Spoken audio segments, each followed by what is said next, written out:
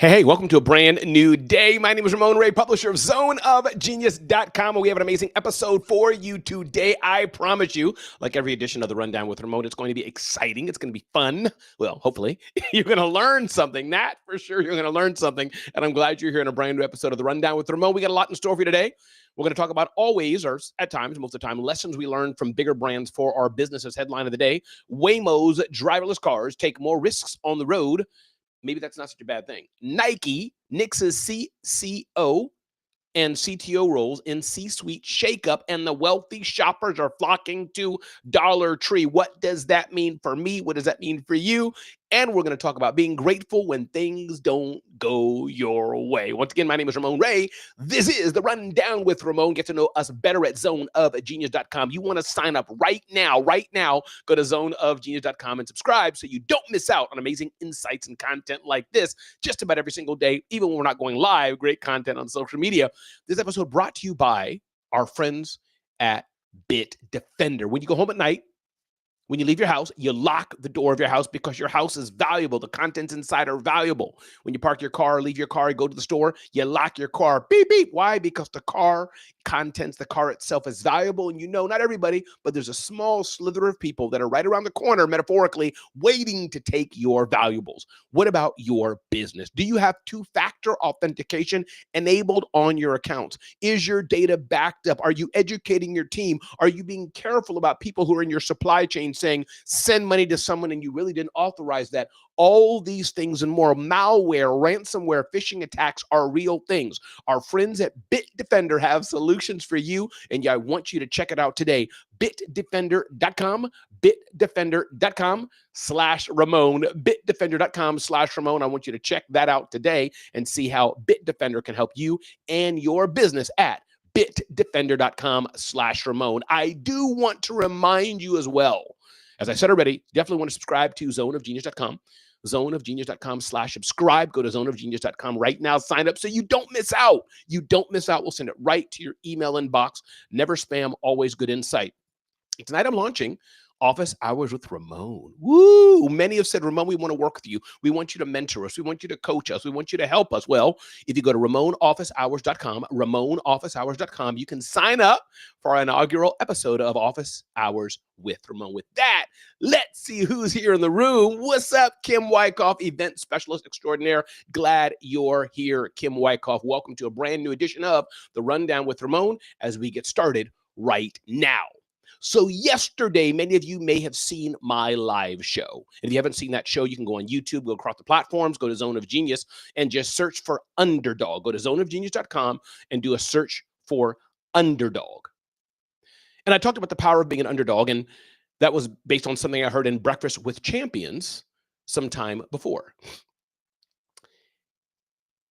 And what I'm grateful for is that when I went to Midtown Manhattan yesterday early, I thought I could use a space early. I was seeing if I could use it, but the door was locked. They weren't available. And so I did my live show from the hallway. Put in my phone's hotspot, did it live from the hallway. And what I'm so grateful for is the opportunity to do that, because if I would have been able to use the office, I would have missed out on three major opportunities. One, I got to do my live show from Midtown Manhattan. That was so amazing. First time doing my live show from Midtown Manhattan, showing the amazement of Midtown Manhattan. Number two, it was showing me that I could do more, that I didn't need a fancy studio like this to do a live show. I could do a great show from a hallway with my hat and coat on, and it was an amazing show. And number three, Jessica Johnson of Johnson Security, she walked in because she was attending the same event, and she said hi. And after I finished my show, we had an amazing conversation, and I got to know her better. I've seen her on stages. We've seen her at events and things of this nature, and she's an amazing entrepreneur, and her husband as well. And so it's amazing to have a deep relationship, and none of that would have happened if I would have got what I wanted. Sometimes we think we want what we want. Sometimes we're a little angry, a little upset because it didn't work out the way we wanted. But did you know sometimes a bad no saves us? Or sometimes a no saves us from a bad yes, put it that way. Sometimes the no is good because we get to experience other things. And this is why being thankful and being grateful are so important. We want something so bad, we push and push and push and go for it. But in the hand, maybe if it didn't come our way, it would open up opportunities for other things. Has that ever happened to you before, where you're grateful that you got a no Because if you wouldn't have got the no, you wouldn't have got to the yes that was really better for you. If that's ever happened to you, you're hearing the sound of my voice, I want you to put no in the chat. If you're grateful for the no's in your life, just put no in the chat so I know this resonates with you. Whether you're hearing me live, you're hearing it on demand, whether you're hearing it across Spotify, you're hearing it on Apple iTunes podcast, wherever you're hearing it, use the comments and put no if you're grateful sometimes for the no's that have come across your life, which have enabled you to get to a yes. So that happened to me yesterday, and I was so happy that that happened because if I would have had the day go the way I wanted, man, I would have missed a powerful opportunity. And then the event itself, afterwards, the event itself, being able to be with Kate Luzio's Luminary community and Luminary community was amazing to connect with her, connect with her team, meet new people, and add value and more. That was absolutely amazing. Kim, yeah, you know what I mean, Kim. Sometimes you want something, but it doesn't happen. But you're glad, you know what? I'm glad it didn't turn out the way I want because it opened the door for something else. Everybody, welcome to a brand new edition of The Rundown with Ramon. My name is Ramon Ray, publisher of zoneofgenius.com. Again, brought to you by our friends at Bitdefender. Check out bitdefender.com/Ramon. And remember, best thing you can do today is go to zoneofgenius.com, zoneofgenius.com. Sign up so you don't miss out on amazing insights like this every single day. We're not going to email you every day, but you won't miss out on the insights we publish. Ding, ding, ding, ding, ding, ding, ding. Next topic of the day. Interesting headline. Waymo's driverless cars take more risk on the road. Have you ever been in a driverless car? By the way, I have. If you've been in a driverless car before, put car. Just curious who's been in a driverless car. Most of you probably have not. But Waymo was an amazing ride, an amazing experience. And the headline says, recently Waymo's autonomous vehicle fleet, once characterized by a defensive driving style, has grown bolder, making illegal U-turns, that's not good, and committing other human-like traffic interactions. It's deliberate, the company says, part of an effort to make the cars confidently assertive. I like that. While the shift raises safety concerns for some, Waymo recently released data about the incidence of accidents and their outcomes for passengers that neurosurgeon Jonathan Slotkin called impressive. Meanwhile, on Wednesday, Waymo announced plans for human drivers to test its robotaxis in Baltimore, Pittsburgh, and St. Louis. Here's why I'm excited about this, why I think this is so important about Waymo. People often think taking the risk, doing something a bit different is not good, as dangerous. But sometimes if you don't take risk, or in the case of Waymo, controlled risk, how will you know what the boundaries are? Now, of course, Waymo doesn't want to hurt anybody, doesn't want the cars to crash. Let's take that for granted. Let's assume this is as safe as can be. What about lessons can we learn for our business? Sometimes we're operating so safe, we're operating so much in comfort that we miss opportunities for growth. You can't keep doing the things you're doing the same way you're doing and expect a different result. You have to change it up in an incremental, thoughtful fashion. And this is what Waymo's teaching us. I doubt they're driving reckless and endangering people. They probably have it under controlled circumstances, but they're doing this because they want to see how good is our AI, how good is our autonomous technology, how good are the cars, how do they respond as they evolve their driving capabilities. Everything is not a straight road.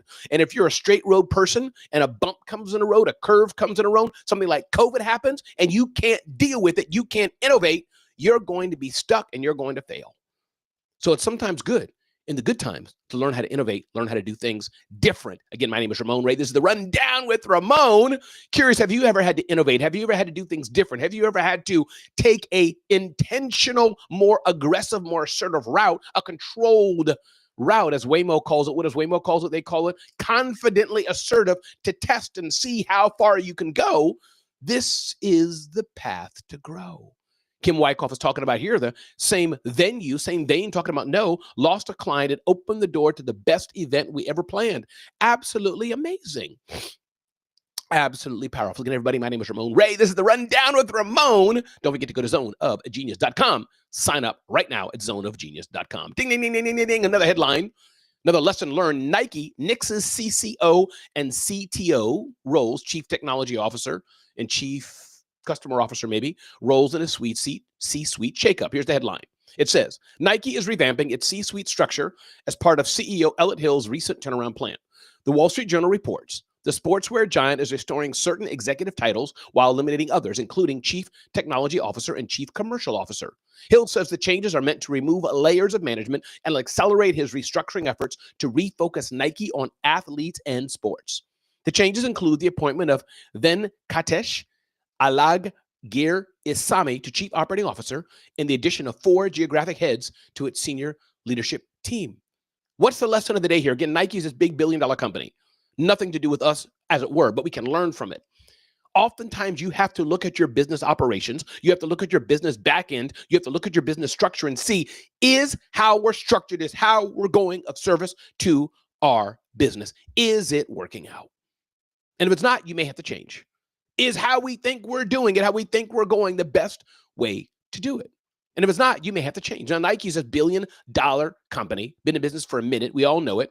Maybe your business is only, quote unquote, a $3 million business. Maybe it's a $500,000 business. Maybe it's a $10 million business. Nothing like Nike, but there's still lessons you can learn about leadership, about culture, about how you're building the business and building it the right way. And as Kim Wyckoff said, thanks for being here, Kim, an amazing event producer extraordinaire. It's okay to restructure. Absolutely, Kim. Don't be afraid of restructuring. Don't be afraid of doing something different. Do not be afraid. Because if you're not willing to restructure, you're not willing to change things, you won't know what works. Now, you don't want to restructure willy-nilly. You don't just want to do it, every day is a different color. That's confusion.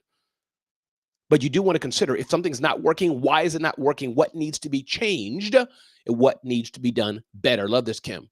Kim says, I review my structure annually. Love this. If Nike's doing it, you can just do it too. Again, thanks for being here. This is the Rundown with Ramon. My name is Ramon Ray. Don't forget to go to zoneofgenius.com, sign up, zoneofgenius.com and sign up. Big thanks to our sponsor, Bitdefender, bitdefender.com/Ramon, bitdefender.com/Ramon to check out the tools and services you can have for your business. Ding, ding, ding, ding, ding, ding, ding. Next up, wealthy shoppers are flocking to Dollar Tree. Discount retailer Dollar Tree beat quarterly estimates and raised its yearly guidance on Wednesday, driven by bargain seekers across the income spectrum. With consumers tightening their belts, Dollar Tree saw a surge in wealthier shoppers lured by deals on higher-priced items like home decor. Of the roughly 3 million more households it said it served in the third quarter compared to last year, almost two-thirds earn over $100,000 annually. But lower-income shoppers increased their spending too as profits rose to $244.6 million from $233.3 million. So of the roughly 3 million more households it said it served in the third quarter compared to last year, almost two-thirds earn over $100,000 annually. One, it's depressing to know that earning over $100,000 makes you wealthy. Because I ain't wealthy at all. But I guess comparison to the median, whatever that other people earn, $60,000 a year, whatever it is, maybe that's a difference there. But what's the lesson learned? Segment your customer base. Know who your customers are. And this doesn't mean you have to shift all of your messaging, but as you're looking at your customer base, taking a look at Dollar Tree, they now know, they have this data to know that wealthy people who earn over $100,000 are shopping at Dollar Tree. Why? Who are they? Who makes the decisions? They should dive into this more and look at that audience. What is our messaging? Where are they from? What should our ads look like, etc.? And then they have the core regular consumers of non-wealthy consumers who shop at Dollar Tree. What does this mean for your business? Who are your customers? What are the type of customers that are shopping with you? Brian Hess, good morning, Brian Hess. You made my day. If y'all don't know Brian Hess, you want to follow his show, The Brian Hess Show, an amazing mentor of mine. Brian Hess, Top Pavement Group, Top Contractor School. You definitely want to Google all those things and just follow Brian Hess on LinkedIn. An amazing human, beautiful family, an amazing guy who loves experiences and treats his friends very, very well. Good to see you here, Brian Hess. Love you, brother. You made my smile come to my face knowing you here on the Rundown with Ramon show. So we can learn this to segment our customer database. Who is our customer? Who's not our customer? Who's buying from us? Who's not buying from us? This is something we should do. Again, everybody, my name is Ramon Ray. This is the Rundown with Ramon. And if you have a big event coming up in 2026 or anytime, 2027, 2028, depends on when you're hearing this, let me know. If you're looking for the best host in the world, call me, let me know. You can get to know me at ramonray.com. Find me. Looking for a keynote speech, something that will inspire and invigorate and ignite your audience, let me know. Would love to know that. Be blessed. Have a great day. I've been to the gym already, read my Bible, had devotions, getting ready to start my day, going out with family and friends a little bit later on today, and enjoying this December. Wow, 2026 will be here. Experimente. Is that a Spanish word or did I make it up? Not sure. Rápido. And so we got to get ready for it. Not got to. We got to get ready for it. It's coming. It's coming. Wishing you a blessed, great day. I'm amazing. I hope you're amazing too. Make sure you make an impact in somebody's life. There's somebody out there that you can touch, somebody out there who needs you, somebody out there who you can help, and you may not even know it unless you go a bit deeper and ask them a deeper question. Have a great day. Be blessed. This is the Rundown with Ramon. Check us out at zoneofgenius.com.